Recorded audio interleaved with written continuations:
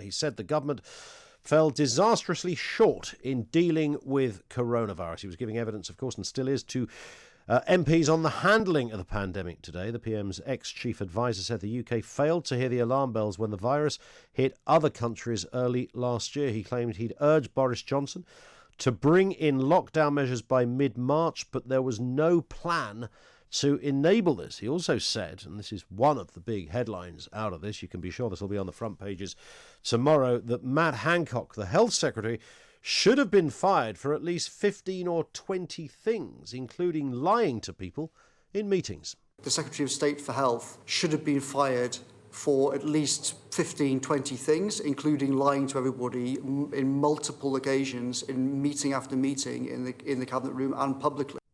Pretty damning stuff. Downing Street said its priority has always been to save lives. Let's speak with Dominic Grieve, former Attorney General.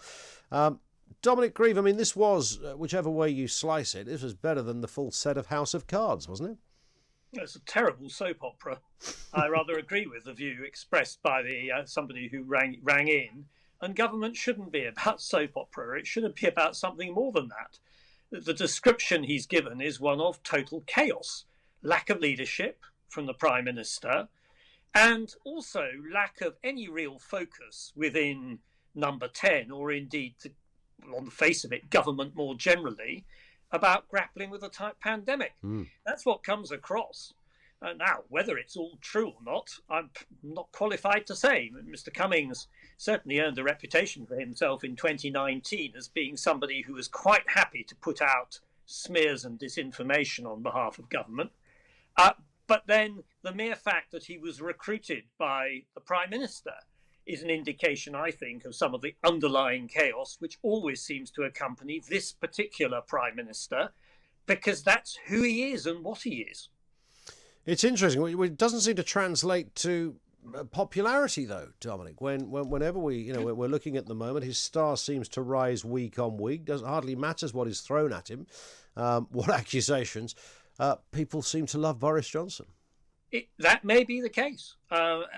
If you are in a period with what is called populist politics, then there's a long history that one can see in other countries of politicians who misbehave and fail to deliver and continue, at least for a time, to enjoy high levels of popularity.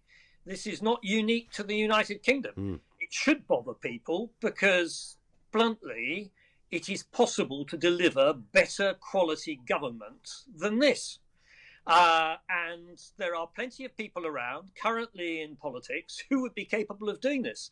But that is what we have, because the Conservative Party decided to have Mr. Johnson as its leader for a whole variety of reasons. And Mr. Johnson has operated in a way that doesn't come to me as any particular surprise, because the evidence of the chaos was around long before he became Prime Minister. Was this this whole COVID response, which is clearly central to everything Mr. Cummings is giving evidence on, I mean, the idea that it was chaos, I mean, somebody said to me earlier, there's probably a Dominic Cummings in France or Germany or Italy or Spain, and they would probably tell the same story. Nobody expected this. There was no real plan or template, no proper precedent for how you dealt with it, whether it was testing or vaccinations or just the basic response of closing down.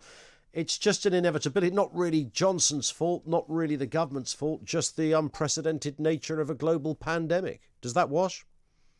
I have no doubt that any challenge to government like a global pandemic is going to see mistakes being made, is going to see errors taking place, and that is natural. And I think one's got to be very careful before one issues blanket condemnations.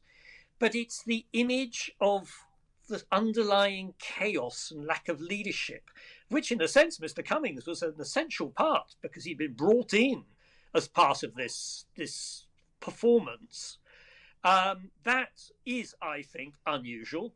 It's certainly not my experience of how government was conducted in the period when I was in government. Of course, there were errors made even then, because these things happened, and there are strange episodes which take place. But this is a constant theatre of chaos.